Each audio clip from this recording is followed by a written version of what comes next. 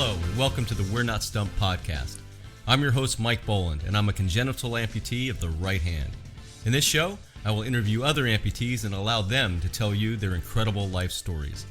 I'll also feature family members of amputees and others who support the amputee community, all in an effort to discuss the challenges and triumphs of those living with limb loss.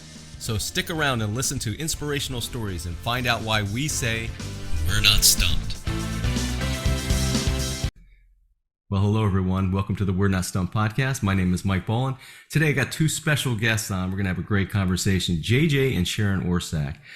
JJ injured himself a few years ago. I know the exact date and I know a little bit more of the background, but I'm going to let him talk about that. So first of all, thank you, Sharon and JJ, for being on the podcast. Certainly. Thank you for having us. Well, we always start the podcast with a segment we call In Your Own Words. So I'd like to know a little bit of both your stories, if you don't mind. Okay. I'm a career electrician. Been doing electrical work all my adult life. I had run a business for somebody else. They closed down. I started my own, ran my own for 8 years, got burned out, had to close it down, and took a facility maintenance electrician position at a flight simulation facility up by DFW Airport.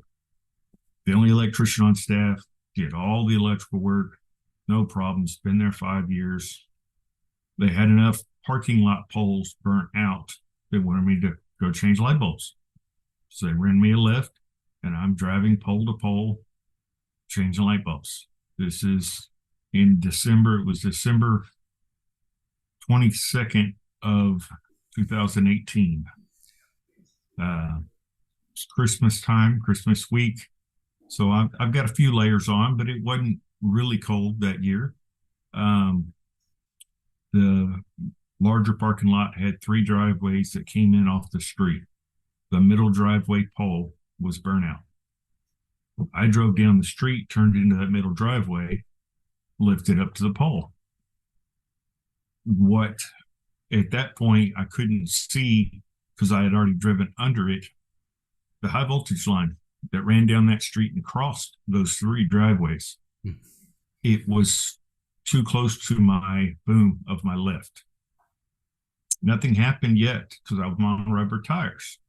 But when I reached out to open that light fixture that was bolted to the ground, had 7,000 volts short out through me. Wow. And that's how I lost my arms. That day, we lived in the Dallas-Fort Worth area now, but we came from south of Houston, and Sharon was left that morning to go see her mother who lives down there. So she was in Huntsville, which is almost 3 hours away, when she got the phone call. And I'll let you pick it up from there. Yeah, it must be a terrible phone call to receive. Yeah, I'd like to hear that part. Yeah. So that morning, like you said, I headed out to Houston, and I was on the phone with my sister. We were planning a little dinner that night over at my mom's. So we were coordinating what we were going to be making and who was going to be there and what was going to happen, the games, the festivities, and all that. And I had a phone call keep coming through, and I'm like, I won't answer it. I don't know the number. So finally they left a message. I think after the 3rd time they left a message, and I told my sister, I said, hey, let me listen to this voicemail. They left a message. So message just said, hey, this is James from JJ's work. Please give me a call. And I was like, okay. So I called him back, and all he said was that JJ had an accident and that I needed to come back as soon as possible. And I said, well, what happened? He says, you just need to get back. He's being life flighted to Parkland. Wow. And yeah, I could tell the tone in his voice. And just knowing life flight is, detrimental. He's been through it once before. That's a whole nother story. So I literally pulled off, sat in the parking lot, called my sister, told her, I can't come. This is what's going on. And of course, I'm hysterical. And she's like, well, you can't drive back. I will come meet you. Well, she's like an hour and a half from me. And I said, okay, that's fine.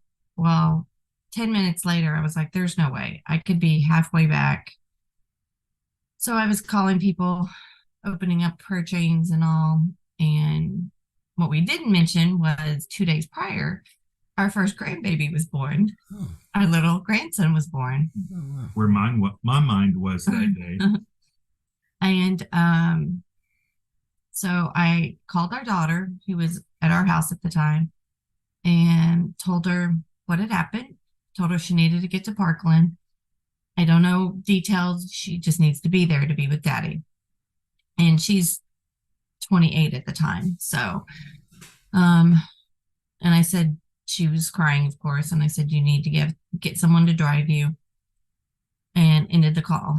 I knew I had to call our son, who was in Virginia at the time. They were still in the hospital waiting to be discharged. And I called him, was trying to be stoic and talked to his wife first because she answered. And our Robert was holding the baby, and they were just waiting to be discharged. And I told her, I said, well, I need you by him, and I need you to hold. So she put me on speaker, and I just basically told him what I was told, and just reassured him, Dad's going to be okay, and that I loved you guys, and I'm headed back to Dallas, and I'll let you know more. And just prayed the whole way there. I cried and prayed. I had tons of people, calling me and asking a ton of questions that I knew nothing to. And then I quickly remembered his mother. He's an only child, and it's just him and his mom. Always has been. And I needed to get her to the hospital and she doesn't drive. But I knew I needed to get her to the hospital as soon as possible. But by the time I get there, she could already be there. So I called our daughter-in-law's parents, and by this time they'd already heard. They went to get her and take her to the hospital for me. So just driving to get there, and I got turned around in downtown Dallas, getting upset. My daughter kept calling, where are you? Where are you? And I'm just like, I'm trying to get there. And I'm like, everything okay? And she's just like, yes, Mom, just, I need you here. I'm like, okay. And I'm thinking, what is she not telling me? So I finally make it to Parkland, and literally as I'm pulling up to the parking garage, I see my daughter-in-law's dad walking to the front of the hospital. And I'm like, oh, wow. Perfect timing, right? So I park and I run up there, and my daughter comes running out to me and just embraces me. And I'm just like, is Daddy still with us? And she's just like, hold me, Mommy, just hold me. And I'm thinking, whoo, like, okay. And, we break our hug, and she's just like, Mommy, Daddy's going to lose his arms. And I'm like, okay. I said, but is Daddy's still with us? That's great. I said, we can live without the arms. We can't live without Daddy. And she's like, okay, Mommy, okay. So we make our way up to the floor that he's on, and I get off the elevator, and I have at least 20 people from our church in the waiting room waiting there for us. I had called, we have a couple that we're really close with, and her husband's an elder at the church. And she's our realtor. We just bought this house that we moved into. Oh no, we didn't even buy the house yet. Sorry. So anyways, we're in a small group together. We've known them for 15 years. They were there. The family minister was there, the men's minister, just a lot of people from our church that we've known because we've been with the church for 20 years. And my best friend was there. My nephew and his girls were there that live locally. So I was very Had a lot of support. very pleasantly surprised. Then I also had my sister and my mom and my brother coming from Houston. They were en route. So, of course, we get there, and all I knew was that he was going to lose his arms. He was still in surgery. And once they got him to his room, they would give us more details. So, and at this point, I still had no clue exactly what had happened. And, of course, I'm like, how is he losing his hands? Why? And all that. So, so when they bring us in to tell us, I'm not sure if they didn't know either exactly what had happened, just that it was high voltage burn. And this was going to be his new reality. So, yeah, so. Well, I'll tell you, it doesn't surprise me with as much. I've talked to JJ a little bit more than I talked to you, but you're both great people. So having the support you had waiting for you when you got there, that doesn't surprise me. And I'm glad to hear it, because that would have been difficult, as would the drive have been. A very strong person for doing that. JJ, I had heard that they said you were conscious and awake, but you have no memory of most of it. I remember the first 5 minutes. I remember the accident happening. I remember seeing that I had a hole where the electricity had gone into me. I had no clothes there, and the edge of that hole was on fire, had small flames. I was able to put out the right side, but I couldn't reach the left side, and I started calling for help. I saw one of the gentlemen that I've been working with for 5 years, told him, call 911, get me down. And I don't have another memory for 6 weeks. 6 weeks. I was going to ask you that. Which I'm fine with not remembering that particular 6 weeks. Yeah. Yeah, I can imagine. So what was the first memory then after 6 weeks when seeing your family or go ahead? Yes, the family. I'm waking up getting my consciousness in the bed, hotel bed. My wife and my mother were there, and I don't remember. And then a bunch of different people came in and out and had already been coming in and out. But family members, support members, all that. As people are looking at Zoom or at the YouTube channel, we're having some fun with Zoom sometimes. Just it's not your computer, it's Zoom. But one of the things I do want to ask though is after you'd woken up, like your family to a certain extent had a 6-week head start of right processing what happened.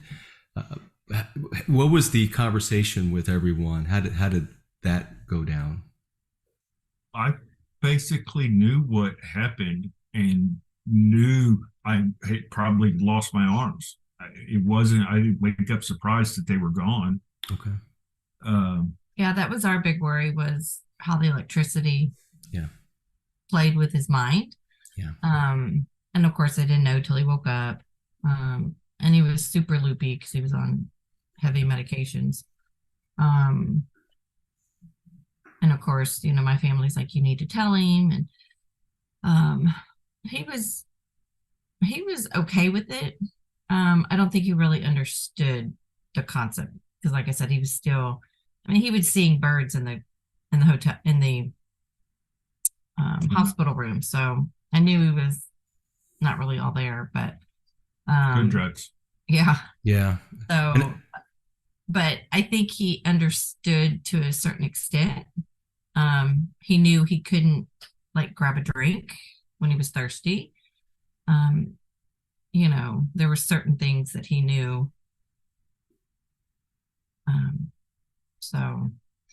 And we were worried that he was going to be, what his mentality was going to be, because he's always been up at the crack of dawn and going to bed at midnight, working, always working. That's an interesting statement. I want to make sure I understand it. When you said the mentality, was it from thinking that, hey, there could have been some damage because of the electricity or because of the new normal or a little bit of both? Both. Okay.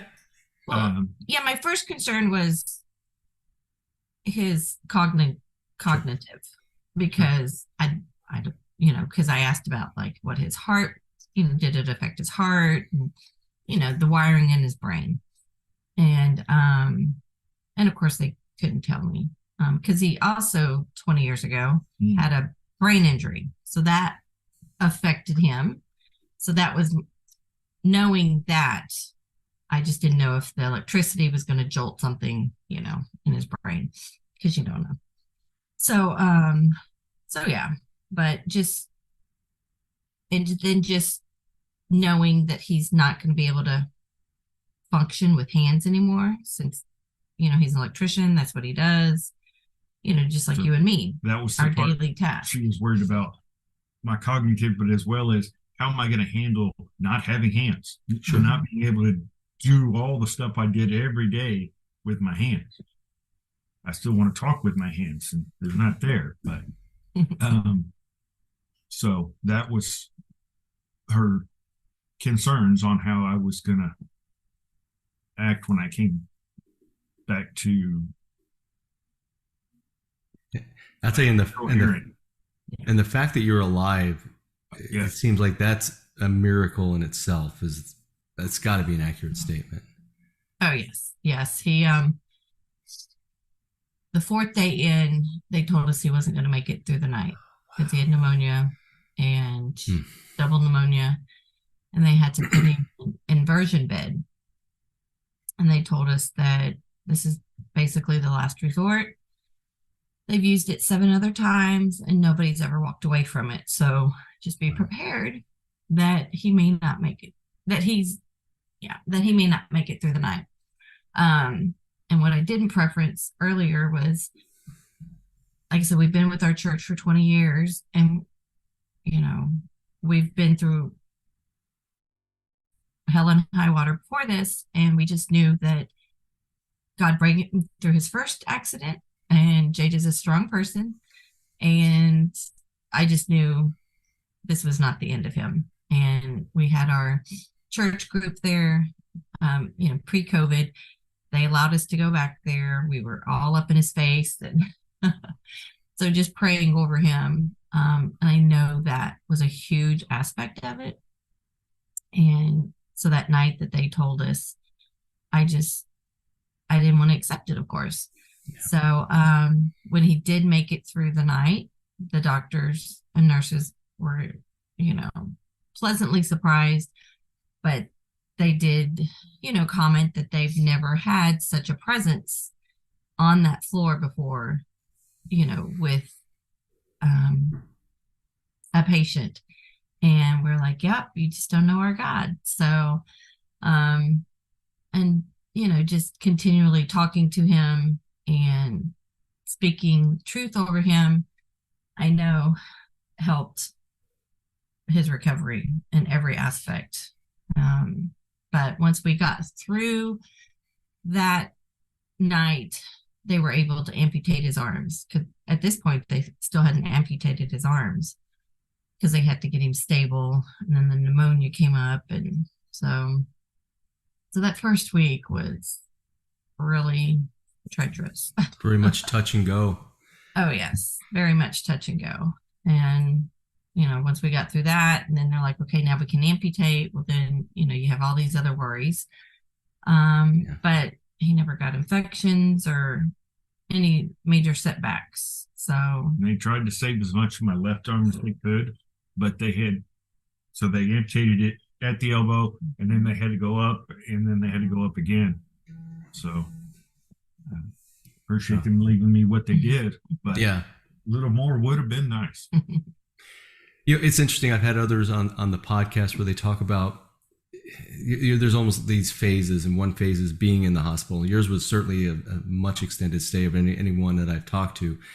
But then you're faced with especially both of you are faced with the challenge of then going home, and now you don't have the 30 nurses or whatever you have, and the doctors coming around. So what was that transition like? High level, if you don't mind. Well, when they first told us, he was inching his way of going home. I'm like, okay, well, he still has open wounds, so surely they're not going to send him home. And I've been in the medical field for 30 years. Oh, okay. Office work. I've never. Admin side. Yeah, admin side. I don't want to be a nurse. I don't want to be in all that. So I understood better than the average person with him being hurt. And at the time, I was working for a hand surgeon, so it was kind of ironic. And he was able to give me a few pointers because they talked about saving some of his right hand, and I was questioning stuff, and he said, no, that's good, you know, what they're doing. And so, but when they did send him home, they sent him home 3 weeks early than what they were telling me. And I'm just like, okay, well, first, I'm not prepared. He's got open wounds, and it was dressing them every day and making sure, you know, they stayed healthy. They were sending a wound care nurse 3 days a week, but just, you know, how am I going to leave him? He doesn't have any arms. He done this. We had to have home care come in to help him with everyday basics. Sure. At that time, you know, I'm fresh out of the hospital, no prosthetics. Yeah. I have one elbow with a little bit of a nook. I have a 3-inch forearm, and every knob in my house is a round knob. And it's very hard to grab that with a wounded arm and lock onto it tight enough to turn it. And then all the faucets you got to turn them to get them to turn on. And so that was very frustrating. I can imagine. And I'm glad you brought up the prosthetics, and maybe I should have done that, because that's a whole nother process that probably, and where we're talking here, is months away for you, I would imagine. It was. Well, it was surprisingly fast because he came home in March, and by the end of April, he had a prototype. Oh, okay. Was it that fast? Yes. Yeah, it was that fast.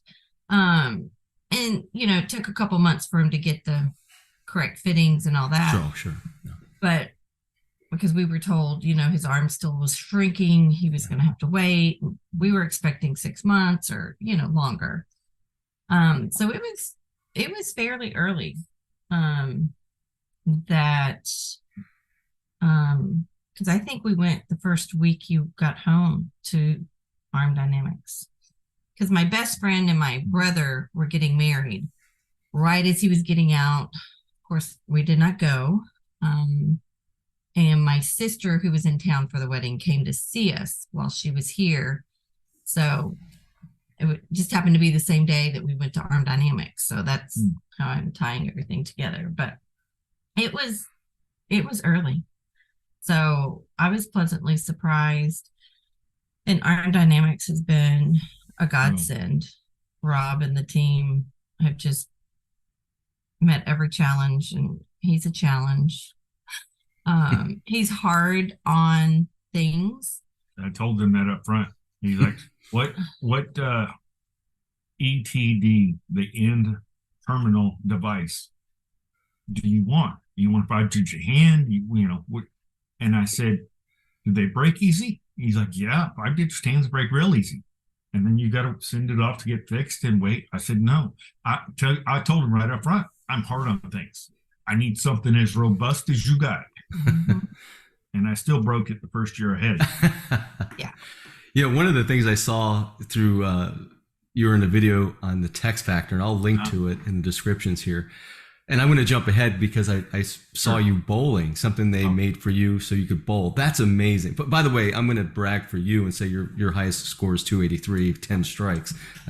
That's awesome. So what was that like to get something that helped you bowl again? It's so neat. It was very neat. That bowling attachment's been out for 20 years or so. Wow, I didn't know the that. company that made it got bought out, and the new company said that we're not making any money off of that. We are not going to make it anymore. So right after I found out I could bowl, I found out I can't purchase one. Through the amputee coalition and support group, I found another bilateral amputee down in the Houston area that puts on a fundraising bowling tournament every February. And I went down there to check it out. This was 21. This is 2020. It was the end of COVID. And because of COVID, no other amputees came in that year. I was the only one there besides him. He had a spare attachment, let me borrow it, Wow. let me borrow one of his balls. And that's, where I started learning I could bowl. And then he gave me that attachment because he told me you can't get one of these. So he gave me his spare. And you made a spare. I mean, it's a pun. I had to say it. I couldn't stop. We're talking bowling. I can't control myself on that one. And but a new company took on making that attachment, and they're actually in the Houston area as well. They worked with him on doing the fine touches because they used basically the same design. But when they got it finished, they showed up the next year at that tournament, and every amputee that showed up that year got one for free. Oh, they wow. gave us all one. I will look up, unless you know the company off the top of your head, I'll make sure that they're in the description so people can link to it. It's TAD, Texas Adaptive Devices. But excellent. The person they had contracted to design it and build the prototype, he's the one that actually gave them away before he handed them all over to the company. So nothing against TAD, but it wasn't them officially that gave it away. Okay, it's still being produced, and TAD, yes. You can probably get it through them. They are still available through TAD, yes. But you were able to get one no charge, which is great. I wore out, there's a rubber piece that holds the ball, and I wore that out in the first year, and they weren't selling replacement parts yet. So that was Are you still bowling as much? Because when I was watching the video, I think you said you're bowling like 3 or 4 nights a week. Are you still bowling that much? No, not at all. At that night, or when they filmed me, I was bowling 2 different leagues, and I only did that the one time. That's too much. So too much money. We can talk about bowling, but that's another podcast, right? Yeah. I know a little bit about bowling myself. So I'm bowling one league, which is one night a week, and I'm not practicing every week like I should be. And my scores show it, but hey, you're doing it. That's the fun part. He's still a rock star, so absolutely, that's the way I look at it. And when we're talking about your prosthetics, you have both. And I don't. If it's myoelectric, is it? Because I know that one of this is myoelectric that powers the motor-driven hooks and the motor-driven wrist. But I have a set of what they call body powered. They are cable operated. When you reach out, which pulls on the cable, that opens the hook. Each hook has 1 or more rubber bands around it, and that's what closes it when you release your pressure. It's what he uses to do his yard work. Got it. That makes sense. That's the kind I used when I was younger. As a matter of fact, I have one of my older ones back here. It was the only thing that was available back then. And I hadn't worn one in many years, but I think if I put the strap back on, I mean, this is how I used to do it back in the day. And the reason why I was able to do it is because of my mom, and she taught me very well as an infant. I was born with one hand. So, and the reason why I want to bring any of that up is because the support from family and friends is needed. It doesn't matter in my case, or certainly maybe more so your case. What has that been like as your life has continued and prospered? What's that been like? It's been good. It's been much appreciated and needed. I've got friends that accept me as I am now, and will help me if I ask for it, but will let me do whatever until I ask for it. So that's good. That's been, like I said, that's been a good thing. Yeah. Blessing for sure. What was it like having, being a caregiver, certainly in those early stages, it had to have been difficult, I would imagine. Oh yes, Yeah. very tiring Yeah. and difficult. Um, had a really hard time leaving him with the caregiver. Just it's kind of like dropping your child off at daycare, and that disconnect. And my whole thing was I wanted one person every day, because he needed help in the bathroom, and I don't want everybody just helping him, in the bathroom. And so there was some tweaking there. We found a good company right off the bat, but it was very emotionally draining. And like I said, at the time, I was working for a hand surgeon, and we would have people come in, needing like carpal tunnel surgeries, trigger fingers, stuff like that, car accidents, broken fingers. But some of these people that came in complaining, oh, my hand hurts, and oh, well, you just don't understand this, and you don't understand that. And I had no sympathy because I had a different perspective at the time. Yeah. Um, Get carpal tunnel and be told you can't use that hand for 3 days or a week. Oh, well, what am I going to do? And Yeah. she's like, yeah, you don't have a clue. yeah. You'll figure it out. Yeah, you'll figure it out. It's not the end of the world. But so it was just, like I said, just emotionally draining. And just knowing that he had the struggle, worse than I did, was the hardest part. And it still is to this day. Well, I can imagine. Yeah. Just knowing that he's not able to do his, do everything like he used to. It's just hard. He's here, and that's what we're thankful for. Absolutely. And, and that's where I was going at when I was talking about my family and growing up, and the support of the family is just so necessary, and I can tell. I can see that here with you two and everyone in your church and your grandbaby and all of that. Oh yes, it was big. We were high school sweethearts, so I've known her and her family most of my life at this point. Wow. So when I was in the hospital, her sister that lives in Houston came up for a week and stayed with me in my hotel room or hospital room. And then her sister that lives in Denver flew in, and she spent a week with me because Sharon had to go back to work and she couldn't be there. Yeah. So they were there to help support her and me, and very selflessly gave their time. Yeah, just so I could, go to work, go home, do my thing, not have to go back to the hospital. My mom was also a huge supporter, as well as his mom, because they're both retired. His mom is more limited physically, but my mom still runs circles around both of us every day. And she's 86, so she's amazing. And still jumps in her truck and drives to Alabama or yeah, wherever. She's a free spirit, but she was able to stay here to help out day in and day out.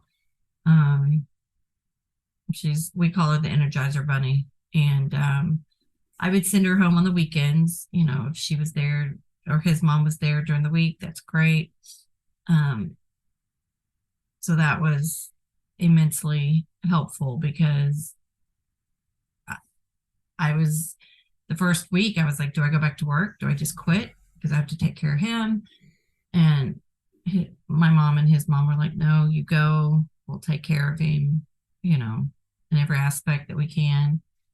And that was a huge help because there's no way I could have survived without it.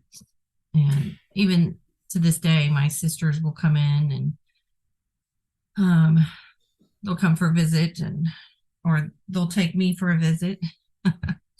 Yeah. And Now that I'm more self-reliant, yeah, Sure. they'll Yeah. take her away and do for her. I know there's amputee support groups. Are there caregiver support groups? And if there are, did you explore those at all?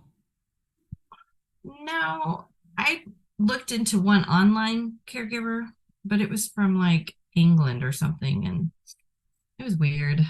Um, there was a lot of negativity in it, and I was like, yeah, no, Mm, I don't need that. So, no. um, but we're part of the Parkland Burn Survivors Support Group. That's Okay. the hospital he was at. Okay. And like I said, I have my sisters that are my sounding board, my best friend. Yeah. Um, and like I said, just our whole family unit. Let me. Our daughter has been a great big help. And of course his mom lives with us now. So when I'm at work, she's here to help him in any aspect. And couldn't have done it without the family and friends. Like he says, he's got yard work to do. He has friends that he can call up and come over to help him. And that's been great because he can't do everything. So I did see you do some yard work though on the Tex Factor. Doing some lifting of some what looked like a heavy barrel. Or Wheelbarrow, yeah. yeah. Yeah. And then, I was digging, and I'd put it in the bucket, and then I'd take the bucket over and dump it out somewhere. I dug quite a bit in the backyard early on. I'm not doing any digging currently. But I do still have to rake leaves quite a bit this time of year.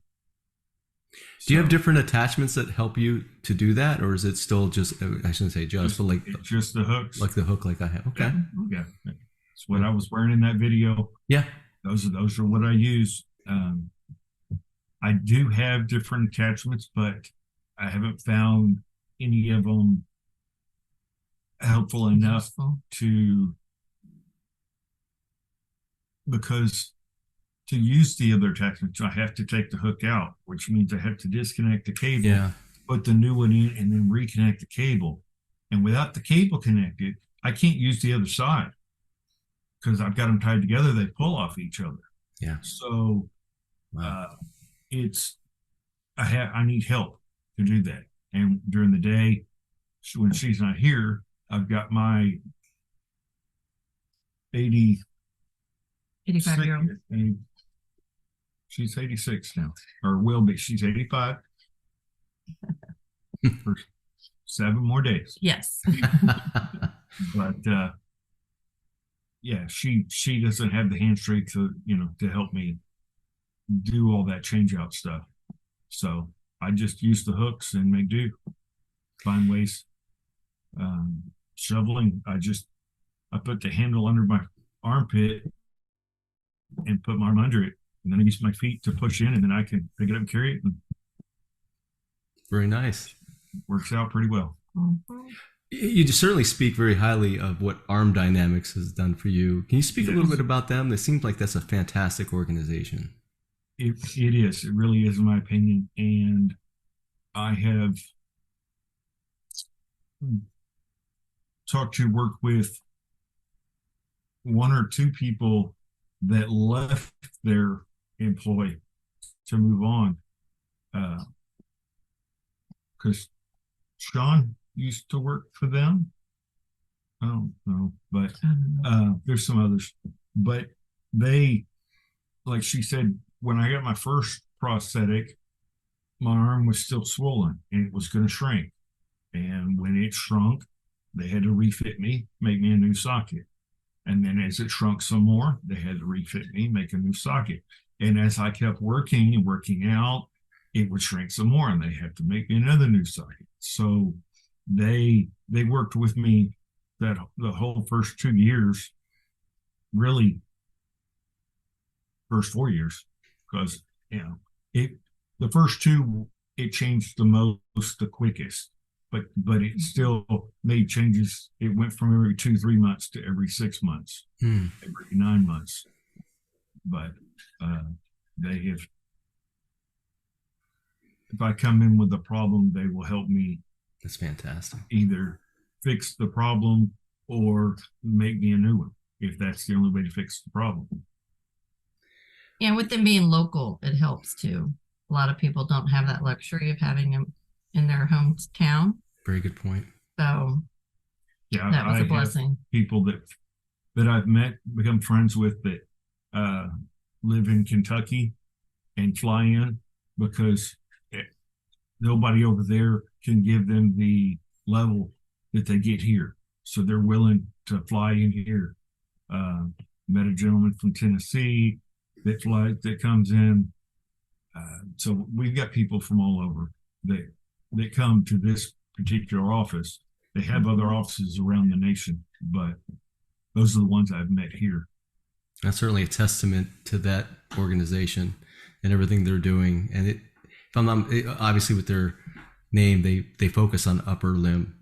Right. And it's great to see that. That is fairly rare because the mass majority of amputations are legs. Yeah. So, that's where all the easy money is, because you have plenty of patients. But upper limb amputations and prosthetics are much more of a niche. And if you're going to work in a niche, you should probably be pretty good. Pretty good, yeah. And then an even smaller niche is bowling, right? Yes. They're not in that niche. They're not in that one. But yeah. So I think the journey is never over, right? For anyone in life. It doesn't matter what anyone in life. But right. You're certainly a little further down in your journey, and 2 years together and you're very happy. So what is that like? You're at a point in your life, you're continuing to be happy? You look back and certainly, get very emotional with good reason. But what would you say to others that are starting their journey and where it could possibly end up and still have happiness? That it's better than it looks. It's not as bad as your mind makes you think it is. You're going to have struggles. You're going to have to work for it, but there's still a lot you will be able to do. And you're the one that has to put out the effort to get the reward. Nothing's easy. Anything worth having doesn't come free. Very well said. And just having patience. Patience is a big thing on both parts. Yes. Yeah. He has to have patience with himself as well as with me. He's very analytical and trying to figure out. His brain understands the components, the mechanical, part of it, where that's not how her brain works. No. So helping him change things out and go left, go right, go up, go down, it's very hard for him because I hear something different. So yes, patience. My arm was changing sizes before I got the new socket. I was having major problems getting it to open and close or do anything I needed it to do. Got so frustrated one day, I took it and I flung my arm and I threw the prosthetic across the street. I made sure it landed in the grass, so didn't hit the pavement, but I was that frustrated. I threw it across the street. So. Well, if it makes you feel any better, I can certainly be that way myself. Even after all these years or every day of my life, having only one hand, it's just, we're hard on ourselves because we just know we can be better. And I think that goes for anyone in any walk of life, certainly at times. So it's not just unique for us. Well, I want to thank you both for we've been on 40 minutes and we had a little time even before we got on. And I just can't thank you enough for your time and the stories you were able to share. I know you're going to continue with a happy life, but what you've just done here is going to help others. So thank you so much. Well, thank you Yes, for having us. Thank you, Mike. Thank you for what you're doing. So getting these stories access to helps a lot of people along anywhere on the journey. Yeah, thank you. So thank you for doing it.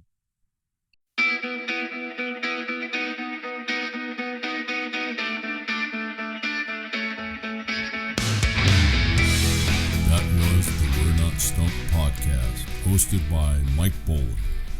If you want to be a guest on the program, reach out to Mike at his email address, mike@mikeboland.com. This podcast is produced by One Hand Man Productions. If you are looking to start your podcast, go to onehandmanproductions.com.